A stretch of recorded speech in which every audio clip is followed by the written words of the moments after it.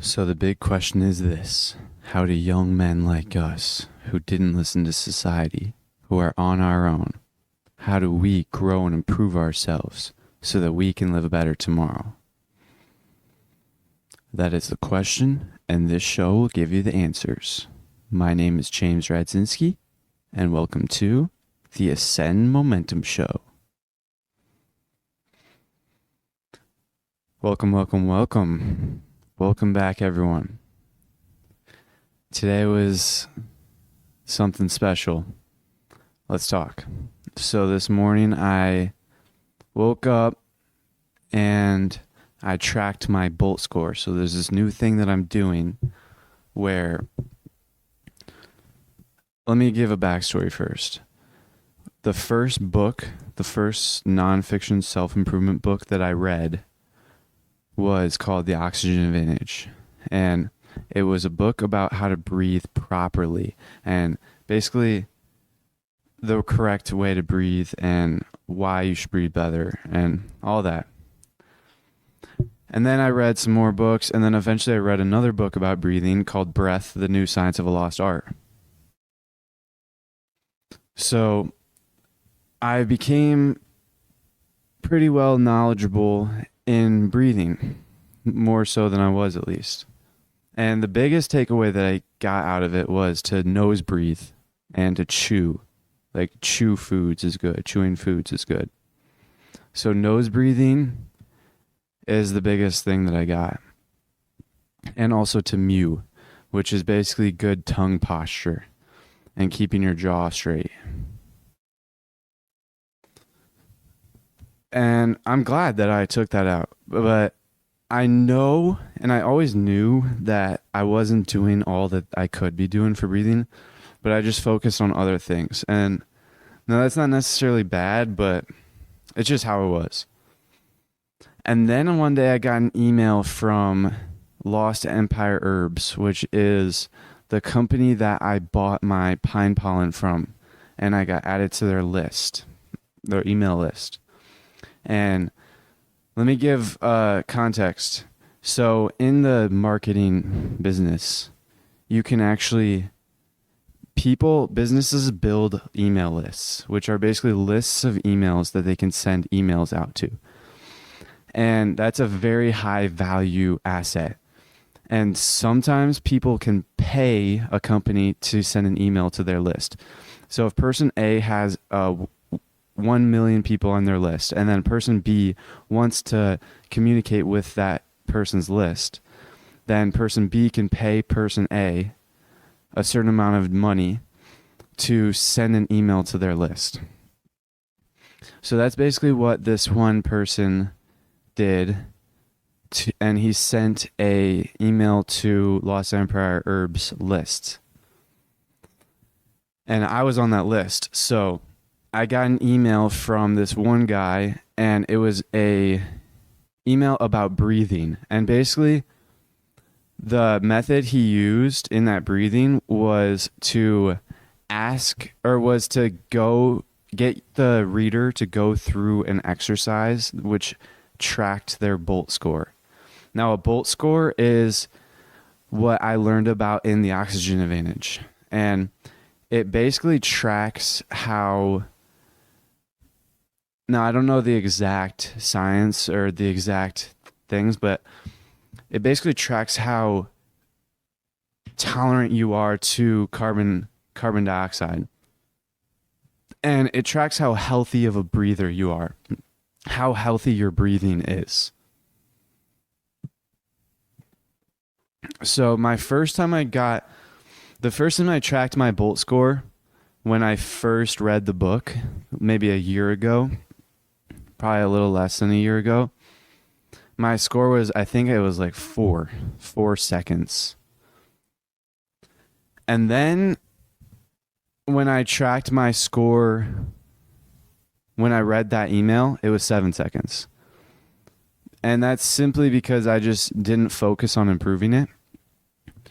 But I knew what the healthy amount was when I read the book a year ago. So I know what the healthy time is. And let me tell you, the average healthy person should be at least 40 seconds. And I was at 7 seconds. So I realized that with my background knowledge and this sign that I got, this message that I got from this person, I realized that I need to focus on my breathing and make it better. So I clicked on the link that he sent, and it was a webinar. So I signed up for the webinar, and I actually studied webinars and good webinars, so I understand like how they work. And so I didn't really bother to watch the webinar, one, because I was in bed, but I could have watched the replay, but I didn't bother. So I kind of skipped around, and then I realized that there was one thing that he said. The first step is to track your Bolt score every morning. So I was literally I clicked on the link, to the replay link, the next day. This was last night after I recorded the podcast last night. And I clicked on the replay link and skipped around because it was 2.5 hours long and I did not want to watch it all. So I skipped around and I saw one of his slides that said, track your Bolt score every single day. And then I remembered reading, I'm pretty sure it was in Russell Brunson's Marketing Secrets Black Book. And he said that whatever you track or whatever you measure grows. So if you track your total revenue in your business, that will grow. If you track your number of sales per week, that will grow because you'll be focusing on it, and then you'll make actions, you'll take steps towards improving it. So as a result, I'm now tracking my Bolt score every morning. So I got out a sheet of paper before I went to bed last night and wrote down measure Bolt score with a colon. And then I wrote down the date, which was the 25th of August on the top left. And then I put that piece of paper next to my bed with a stopwatch. It's the same stopwatch that's in my bed already that I use for meditation. It's a alarm clock, or it's a timer mixed with a stopwatch. You can buy it on Amazon for like $6 for 2 of them. And I always use that for my meditations and my breathing and all that stuff. So I decided to put it next to my bed, or even closer to my bed so I could reach it, because the most optimal time to test your Bolt score is first thing in the morning, right when you wake up, because that's when your breathing is least affected and least. It's when it's most normal, most subconscious. So this morning was the first morning that I tracked my Bolt score, and I got 11 seconds. Which makes sense because I just woke up, so I was a lot more calm than I was the day that I tracked it the other day through his email, which was 7 seconds. But 11 seconds still sucks. And I was reading in the Oxygen Advantage a long time ago. He was saying like the different types, the different ranges of time, the different ranges of seconds. If you have 0 to 10, you're like extremely unhealthy breather. And then 10 to 20 was like bad. And then like 20 to 30 was okay. And then 30 to 40 was decent. And then 40 was healthy, normal. And then like 50 to 60 was like better. And then it is just like above 60 is like great. So if you can go 60 seconds. Now I just realized I didn't even tell you guys what the Bolt score was. So I'm going to explain what the Bolt test is. So the Bolt test is a way to measure how healthy of a breather you are, how healthy your breathing is. So The way you take the Bolt test is you breathe normal. So you don't want to be inhaling more, or you don't want to change your breathing. Just breathe normal. Just breathe how you normally do. And then go in and then out normally. So you don't want to change it. You don't want to consciously change your breathing. You want it all to be normal, how you normally breathe. And this is not about, like, this test is not ego. This test only works if you're completely honest. And there's no reason not to be completely honest, because if you're like most and you're an unhealthy breather, there's no way to cheat it, because there's no way you're going to get to 40 seconds without other people being able to tell that it's obvious that you're cheating. But let's keep going. So you breathe in and then you breathe out normally. On your exhale, you just breathe out until you normally would breathe back in. So you go in, out, in, out. But on the out, right before you go to breathe back in, don't breathe back in. Just hold it out. And then hold your breath on the exhale. So you have no oxygen in you, but don't push out all the oxygen on purpose. You want this to be as natural as possible. So I'll do it right now. I don't know if you guys could hear it. I have audio things, but I basically just did normal breathing in and then out. And then on the out, I hold it. And then you hold it for as long until you have the first urge to breathe. So this is not a contest to see how long you can breathe. This is to measure, to track. This is a test to track how long it goes until you need your first urge to breathe. So your first urge is not when you're convulsing. Your first urge is literally when you have the desire to breathe again. And so for me, it took 7 seconds or 11 seconds. And I assume most will get a similar response. When I first did it, it was 4 seconds. So don't even, even 1 second is like that. I could see that happening. Don't even be ashamed, because everyone starts low usually. So once you take that and you hold until you have your first desire to breathe, you just breathe in, you note the time that you got, and then just breathe in and then start breathing normally. You should be able to get back, if you did it correctly, you should be able to get back to normal breathing like right away. You shouldn't be panting to try to catch your breath. You should be back to normal breathing right away.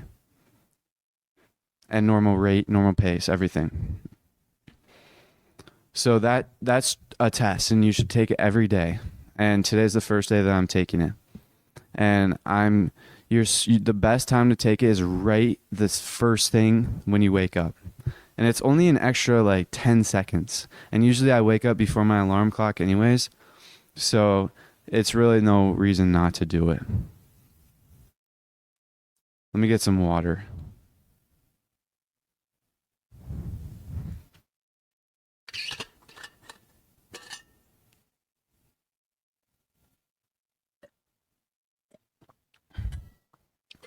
So what to do with this information? If you're like me and you have a really low score, like below 40, below 30, below 20, below 10, you have a really low score. You're going to want to consciously breathe better. Now, I don't know it's been a long time since I've read the books, and to be honest, I am not in the situation where I really care to research again on how to breathe. So I'm just trusting on my memory and going from there.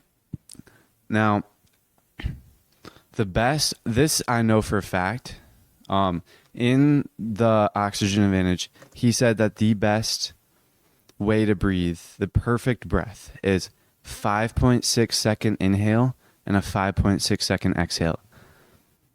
So go in for 5.6 seconds and then out for 5.6 seconds.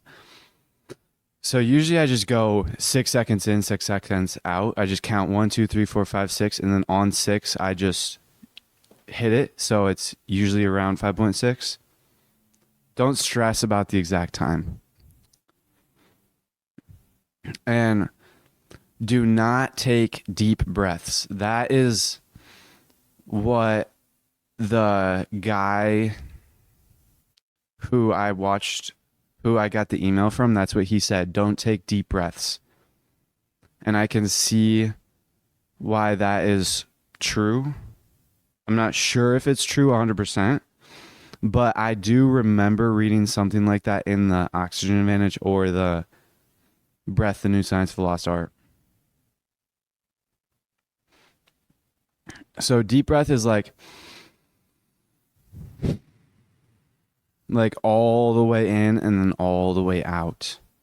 So, and that's like what I've been doing all summer. I've been going deep, like, because I read it in The Way of the Superior Man.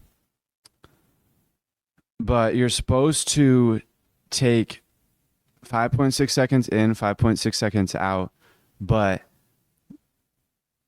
you're supposed to be slightly oxygen deprived. And I heard my friend say that Hamza said that he is constantly slightly oxygen deprived because he consciously breathes all the time. He's consciously breathing all the time. And so he is slightly oxygen deprived all the time, which I believe is the ideal. Now, don't take any of what I'm saying to be advice because I don't know any of this stuff. I'm just telling you what I'm saying.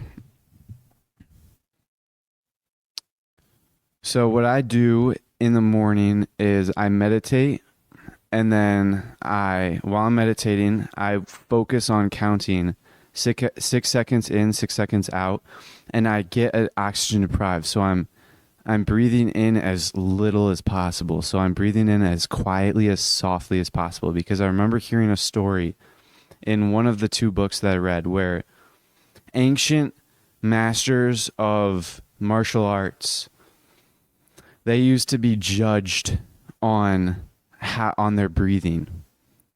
They knew that breathing was so essential, and breathing was a huge part of the martial art. And they would put a feather underneath their nose, and if the feather moved, then they would basically lose points, or they would lose. And so they'd be like kicking, jumping, like exerting themselves with a feather underneath their nose, and their breathing was so light that the feather did not even move. So their breath was so soft through their nose where no one even knew they were breathing. And I remember hearing in the book, one of the books, where the goal is to get to the point where no one even thinks that you're breathing. No one even can see your body moving. The goal is to get to the point where you are breathing so quietly and softly to where no one can even see your body moving, like your chest puffing up or your belly going out. So what I've been doing is in the morning, during my meditations, I would focus on breathing 5.6 seconds in, 5.6 seconds out, but I would go soft. I would try and restrict my breath to where I could still survive. I could still like breathe and get through it, but it would just be slightly uncomfortable, and I would feel that carbon dioxide building up. And that's the goal, I believe, is to build up resistance to carbon dioxide. I'm pretty sure it's carbon dioxide. I don't even know. Whatever CO2, I think it's CO2. I don't even know. Whatever you exhale out of your breath, I think it's carbon dioxide. Let me get some water.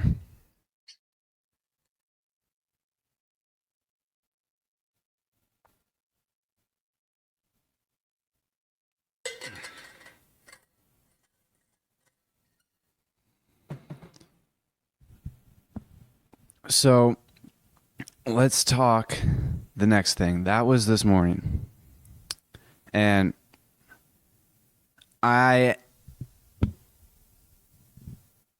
today was a good day. I studied transurfing, and let me actually talk about that. So since I'm not very good at visualizing, there was a point where I thought I had aphantasia, but I don't think I have it anymore because I can visualize after like 20 minutes of sitting at it. I just think that my visualization is like extremely weak. And even when I do get to the point where I can like kind of sense an object, I can't see it vividly. So that's why I thought I had aphantasia, which aphantasia is basically where one cannot even visualize, like their mind's eye is blind. And that's what I thought, but I just have to work at it. And that's all there is to it. And then I read this morning because one of the pieces of transurfing is to visualize your slide, which is basically visualizing you doing something in the near future and having achieved something. And I was bummed because I kind of missed out, or I could visualize it, but it just takes a lot more energy and work. And so I kind of just don't really visualize that often. But then I read in the Heart and Mind chapter. I'm pretty sure it was that chapter, or it was slides. I don't know.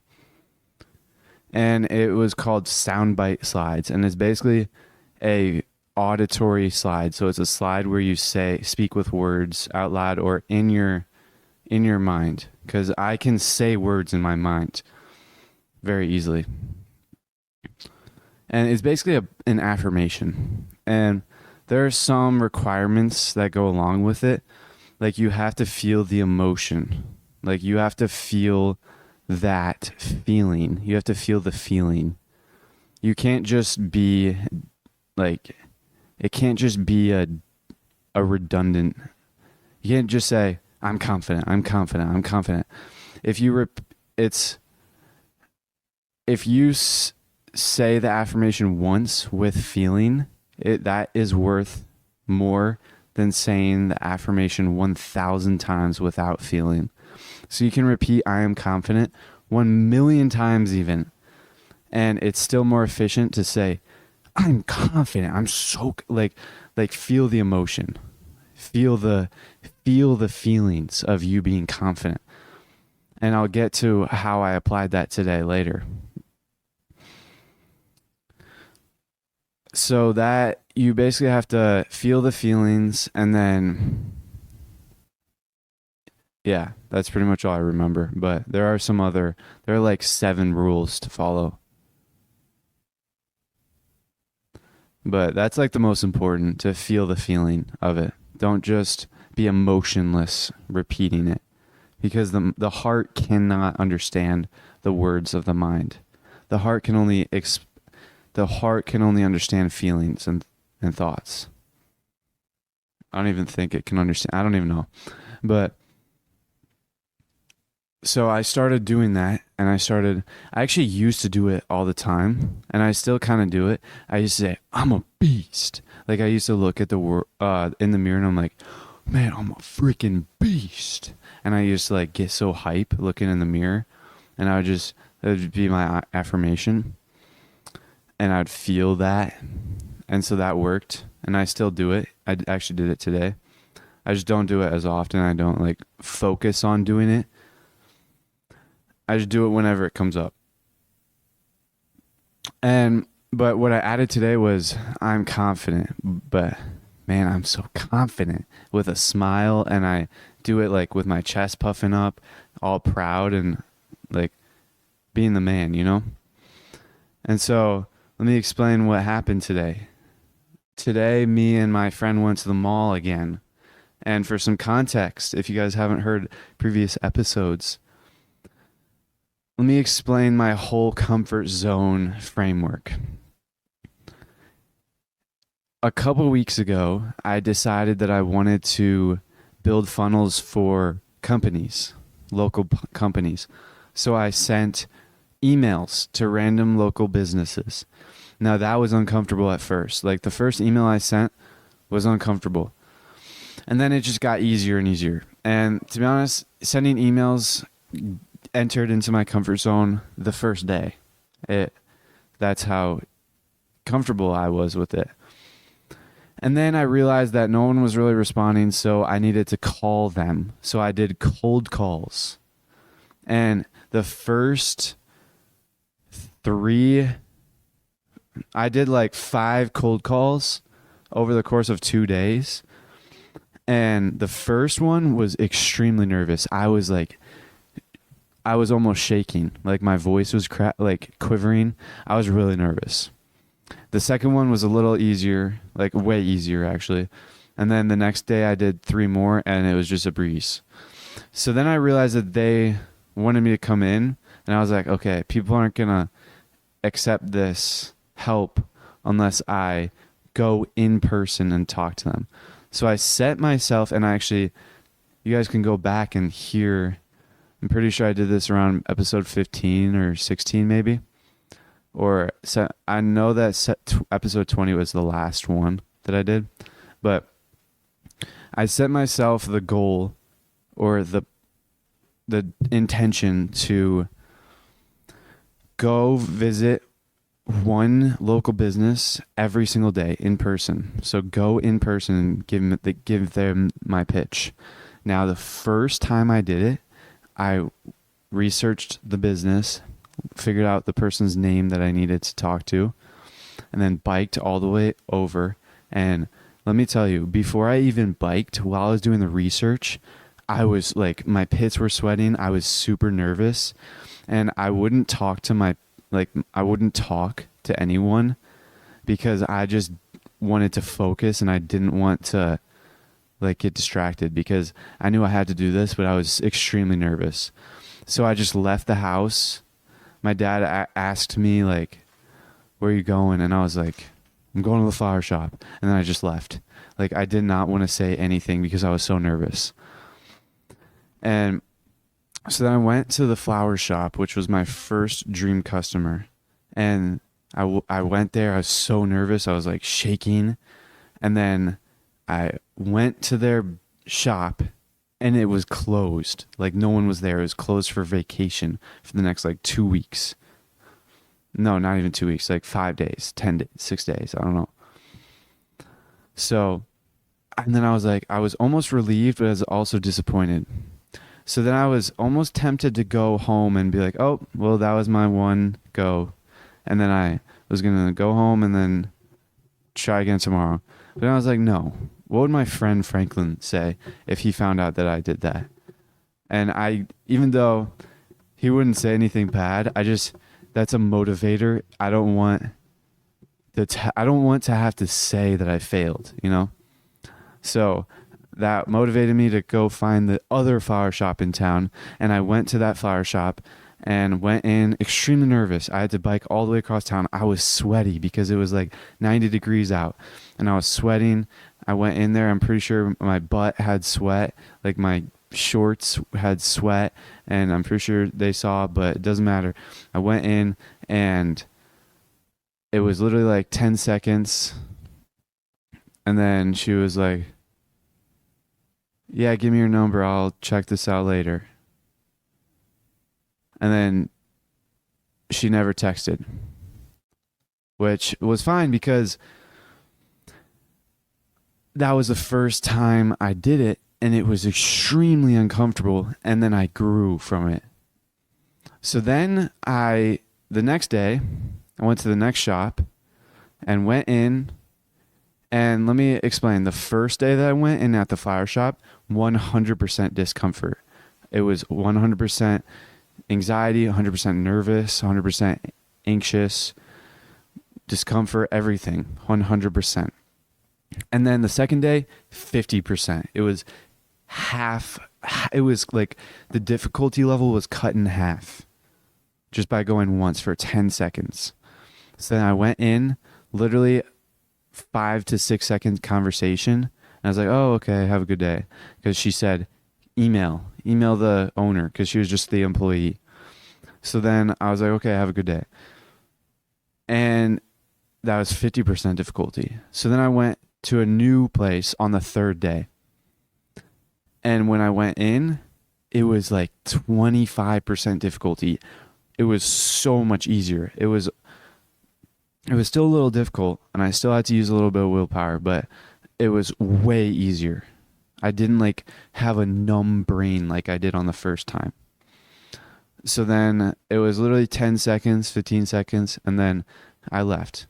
All of these were rejections. The fourth day, I went to a new place, and same situation, except 10% difficulty. It was only 10% difficult.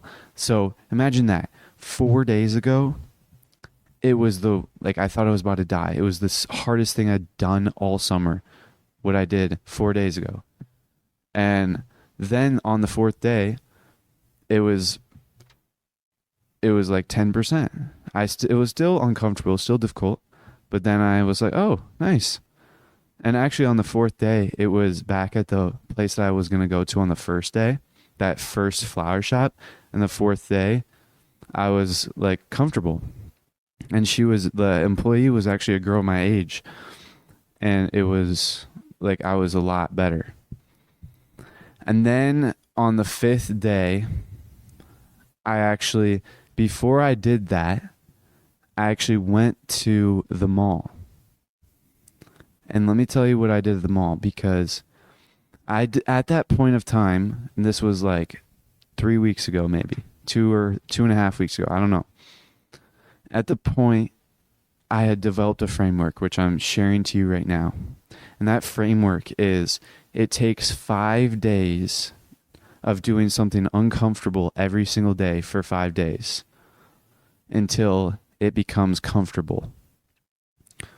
So then I was like, okay, yesterday, day 4, was 10% difficult. So I imagine that this is going to get easy very soon, like even on the 5th day. And it will get comfortable. So then it won't be worth doing it anymore for expanding my comfort zone, because it will already be in my comfort zone. So then I remembered reading the 4-Hour Work Week. And in the 4-Hour Work Week, at the end of many chapters, he puts comfort zone challenges. Now, some of the challenges were kind of like weird, I thought, because one of them was to hold eye contact, even like the whole time you're in a conversation, even while you're talking, which is actually pretty difficult if you've never tried it. So I actually did implement that during the summer. And then there was a couple other comfort zone challenges, but one of the last ones, I'm pretty sure, the last comfort zone challenge was to cold approach a person of the opposite gender. So what that means is, you basically walk up, if you're a guy like me, you walk up to a girl, and a random stranger you don't even know, and you basically start a conversation and ask for their number. Now, when I read that a couple months ago, I did not want to do it. I thought, no, I'm not doing this at all. So then I disregarded it quickly.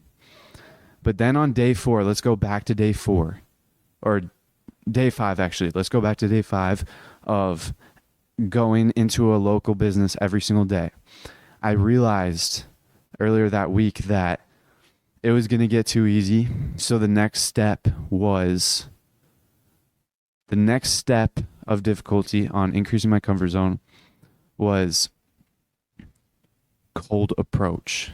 So I actually told my friend about this, and on day 5, we went to the mall, a mall that's like 20 to 30 minutes away. So we would see a bunch of girls our age that didn't go to the same school or town that we are in.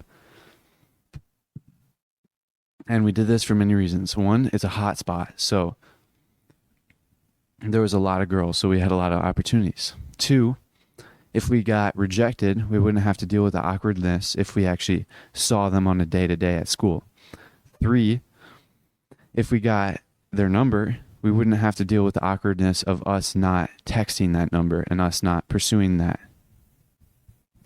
So we decided to go to the mall on the 5th day before I did my business. And we were there for probably 2 hours. It was a very long time. The first hour and a half maybe, or maybe hour, we were just walking around aimlessly. Neither of us had talked to a girl at all. Neither of us had taken any action. We were just being wusses. And if you want to hear this explanation in real time, go to episode 20 and you'll be able to hear it. It's on a worse quality microphone, so I'm sorry about that. But we went to the mall, and at the end of the day, eventually we actually took action and talked to maybe 10 girls each. I don't know the actual number. We didn't count. And actually on the last day, on the last 3, I was like, okay, I'm getting thirsty and I'm getting tired. Let's get 2 girls each. Or let's get 1 girl each and then head home. And then he was like, no, I have to get 2 more because you're 1 ahead of me. So whatever. He got 2 and then I got the last one. And the last one, I actually got her number. So that was awesome. But what I'm trying to say is we did that the first day and it was the hardest thing we'd done all summer. Even harder than the local businesses. But it was actually similar to local business in the sense to where our minds were numb. But I felt like I had an advantage over him because I had expanded my comfort zone over the past 4 days. And I don't think he did. Which, I mean, it just wasn't in his actions of the day. It just didn't come up to him. So it's not like, it's whatever, you know? So I was at an advantage. And so, yeah. So then we realized that was so successful. So then after 9 days, we went again. That was last weekend. We went again. And if we go back to my framework, it takes 5 days of doing something uncomfortable every single day to get it into your comfort zone. So literally 10 seconds a day over 5 days. And we weren't doing it over 5 days. We were doing it 1 day and then wait 9 days. So we're not following the exact framework, but we basically, on the first day, it was 100% difficulty. And then on the second day, 9 days later, I'd say it was 60% difficulty, 50% difficulty. It was still really difficult, but it was way easier. And it was quicker. We were there a lot less because we had set the task of 5 girls each. So we actually had a tangible number and 5 girls and then we're out. And it went quicker than the last time. So that's progress because we didn't spend as much time dilly-dallying and just being a wuss. So then today, or the other day, yesterday, actually, I realized we need to do it again. We need to get 5 times. We need to get this in our comfort zone. So I told my friend about it, and we decided to go today, which is Saturday. And we went to the mall today, and each of us talked to 5 girls each. We each talked to one really hot girl, and that girl offered us, we both talked to different girls, but we each talked to a very hot girl. And we found that if we talk to the most hot girls, this is going to sound really weird, but bear with me. If we talk to the most beautiful girls, then it's the best because we just feel the best after that. Because it was, when we first went, we would avoid the hot girls because we were too scared. But now we went for them.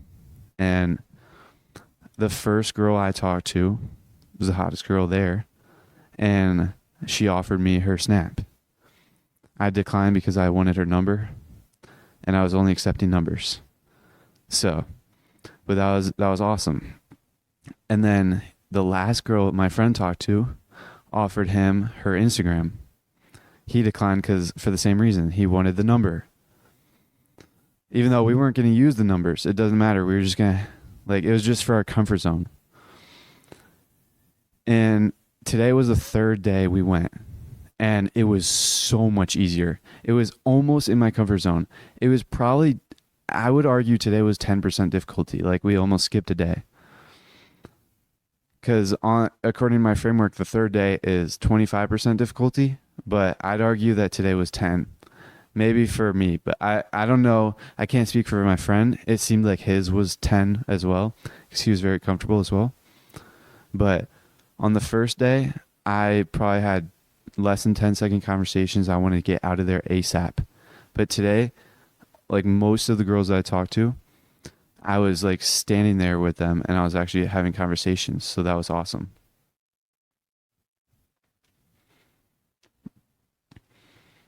So why am I telling you all this? Ever since I started expanding my comfort zone, I've changed and I've grown. My confidence is so much better. My calmness around people, I'm just a different man now. And people didn't emphasize it enough, I feel. But expanding your comfort zone is one of the best things you can do. And I'm bringing it back to the slides, the affirmation of I'm confident. If you run that slide and you say that confirmation and then you talk to strangers, it doesn't have to be a girl. You just talk to strangers while running that. That will apply into your life quicker because they just had the first impression of you. And then if you run it while running that slide and you talk to strangers, it will apply quicker and more effectively. And so what we did today was we actually used those slides while we were talking to the girls. So one, we expanded our comfort zone by talking to the girls by getting more comfortable around them and confident.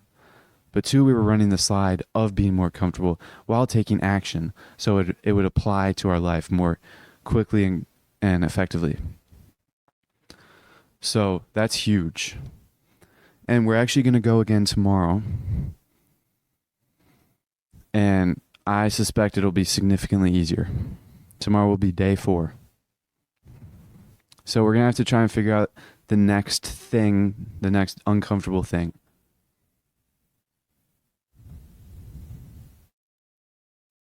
But let me get some water.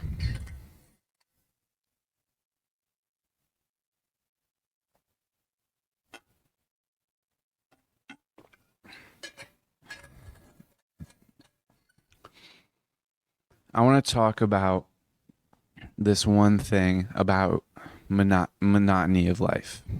So there's this quote that I remember from Transurfing. I may or may not say it correctly how it was in the book, but Vadim Zeland basically said to make it a point to destroy the habit of returning to the monotony of life after you experience something positive or gain a positive emotion. So that he didn't say it in that words, but basically, let me explain. We as humans have a habit to, whenever something negative happens, that thought and that emotion reoccurs in our head and it stays with us for a long time. But then whenever something positive happens, we just dismiss it very quickly and then go back to the monotony of life, which is basically return back to the game of life and return back to the grind, the hustle. And so what Vadim Zeland is teaching is to basically flip and actually reverse that habit. So disregard and dismiss all negative very quickly. like we do with the positives. But then make it a habit and make it a point, because it'll be difficult in the beginning. Not difficult, but you'll have to remind yourself in the beginning. Every single time you experience a positive thing or see something positive, always rerun it in your brain. Let it stay in your mind for quite some time afterwards. Now, let me explain a story on how I applied this. So I read this maybe a month ago. I read this part a month ago, let's say. And I applied it right away, but then I kind of forgot about it. And then today I actually remembered it, and I made it a point to apply it today.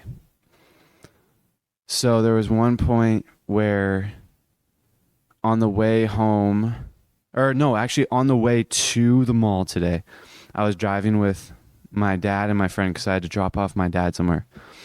But I was driving with them, and we were driving, and to the left of us was a block party. So if you imagine a block party, it's basically where the road is closed of your entire city block, and all the kids and adults hang out, and you guys get to walk around in the street. So there was a block party, and there was like bounce houses. All the kids were out playing. And then there was, at the end of the block party, there was an ice cream truck, an ice cream man just sitting, like parked at the end of the street playing the ice cream music. And I just thought it was so funny because let me give some context. Me and my friend have been studying marketing, and we're learning that you're supposed to go where your dream customers are congregating. So go where your customers are already congregating. So if you're trying to sell like fruits and vegetables locally farmed, then you want to go to the farmer's market because all of your customers are already going to be congregating at the farmer's market. And so we know that. And then we also know there's this term, I'm sure a lot of people know, but there's this video game term called camping. And it's basically where you're sitting in one spot waiting to do something. A lot of times you sit in one spot waiting to kill someone that comes in.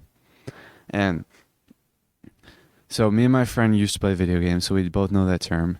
And so when we saw that dude was just sitting at the end of the block, and I laughed, and I was like super happy because I was like, that guy's like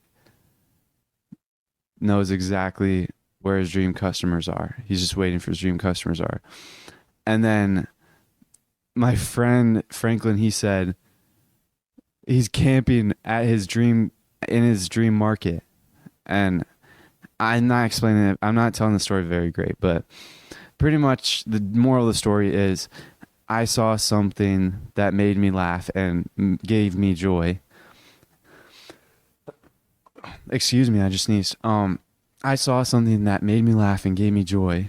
And then usually the habit is to just disregard it and forget about it like within seconds. But I made it a point to keep recurring it in my mind. And then actually like a mile down the road, I started laughing again because I remembered it again. And that's another point of transurfing. And then another time where I applied it today was at my gym. I'm sure you guys have been in this, but in a parking garage, you have to get the ticket. You have to click the button when you get in and get the parking ticket. And then when you're leaving, you have to insert the ticket into the machine. And so when we were leaving, someone else was leaving in front of us as well.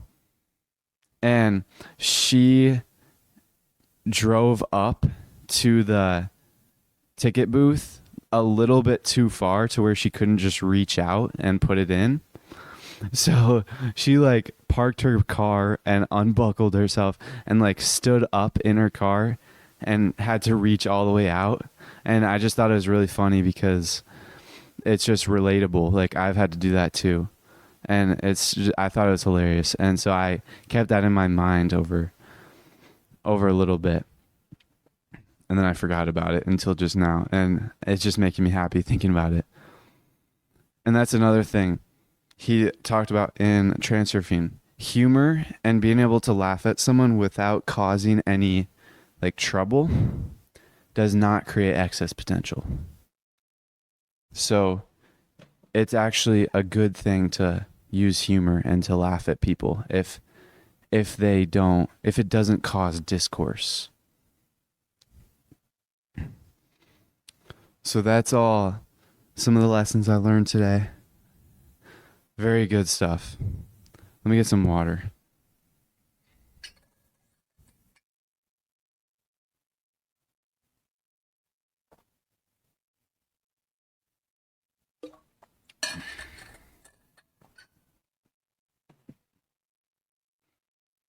So looking forward, I'm still planning on doing that coaching thing. So keep a heads up for that. I won't be checking I actually believe that when this video goes live, I'll be checking the analytics. Because this video will go live in 5 days from now, I believe. Because I have a 5-day supply of videos that are scheduled. So today, the day of recording, is the 26th of August. And I think that this video will probably go live on the 31st, actually, maybe. I don't know. I'll figure it out. So tomorrow's video then is when I'll be checking analytics, your guys' time, if you're watching this live. So I'll be checking the analytics, and if I'm at 400 to 500 views or downloads per video, per episode, then I'll begin to monetize, which monetization method that I'll be using is offering a coaching call, a private one-on-one coaching call with me. And we can go over where you're at in life. We can go over self-improvement, and I can give you tips and instruction on how to move forward and just have a good time. Now, I haven't decided the rate, the hour. I'd charge hourly, but I haven't decided the actual rate that I'd be charging. Possibly, I'm leaning towards $50 an hour. Now, let me tell you the story of why. And I actually explained this, I think, 2 episodes back, but I'm going to explain it again. You actually have a moral responsibility to charge your customers more money, because those who pay attention. Now, let me tell you a story from Russell Brunson. Russell Brunson is a online marketer. He's one of the founders of ClickFunnels, which is a multi-million-dollar a year, almost $1 billion. No, probably not almost. I don't know. He's like $100 million a year, easily, in his business, and he hosts live events sometimes, many times actually. And sometimes in live events he charges $1,000, other times $20,000, and then there's this one event where he charges $50,000 for the people to be in there. So people pay $50,000 to be in that live event. And then he offered a free ticket and this happened multiple times. He's offered free tickets, free admission to those live events to his close family and friends. Now, out of all the times that he's offered free admission to many of his close family and friends, none of them have gone on to build a successful business. Now, the people who paid $50,000 to get there invested in themselves, and then they went on to build many multiple and successful businesses, like millions, hundreds of millions of dollars. So the moral of the story is people who pay attention. And the people who paid $50,000 and the people who paid zero were both sitting in the same room hearing the same information from the same people. All the things were same, except one person paid 50K to be there and another person did not. And the person who did not achieve any results, and the person who did achieved greatness.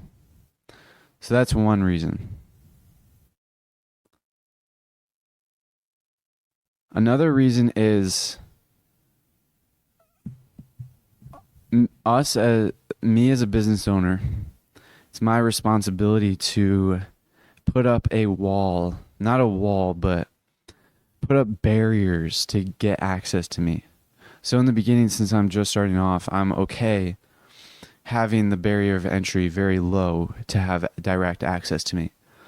But over time, as you start to expand your business, you have to put up more and more barriers to be able to get to you. So people have to pay more and buy more and more things to be able to have access to you. And you can see this in all of the big companies. Let's use ClickFunnels as another example. If you want to just watch Russell Brunson on a video, you can do that for free online. Or you can read his book. Or you can listen to his live, like a webinar, a recorded webinar, or all these things, low ticket items. Or you can pay $1,000 and see him in person, but you'll be sitting in an audience of people, 5,000 other people, all listening to Russell Brunson live, though, so that you pay more, but you get closer to him. You're not exactly near him, well, you are near him, but you're not exactly as close to him as you can get. And then you can pay like $10,000 to be in his mastermind. And then that is basically the same thing, a live event, but then it's a little bit less people, like maybe 1,000 people, maybe 250 people. I don't know. And then you can pay 25,000. I don't know the exact numbers and what all of the things he offers, but then you can pay, I'm just giving you an example. You can pay 25,000 to level up to the next level of the mastermind, and then 50K to get to the highest level of the mastermind. And that highest level is like only 20 other people maybe. And then, so you're 1/20th of his attention, basically. Not exactly, but you know what I mean. And then you can pay like $1 million is what he charges to, I'm pretty sure it's even more, but you can pay $1 million to get one-on-one coaching. So that's the barrier of entry to get access to him. $1 million to have direct access to him. And he doesn't offer that to everyone. He takes equity in their business as well. And he doesn't do that all the time either. He has people apply, and then he only picks a select few. So even then, it's not accessible to everyone, even if everyone has $1 million. So that's what I'm trying to say is $50 an hour is I feel like it's extremely fair and extremely low number. I was either thinking $50 an hour or $100 an hour, but I'm leaning towards 50 right now, but this is not set in stone. And as I get more and more experience, I will definitely be increasing the price. But that's just how it is. And then eventually over time, I will either make the price so high that no one could afford it,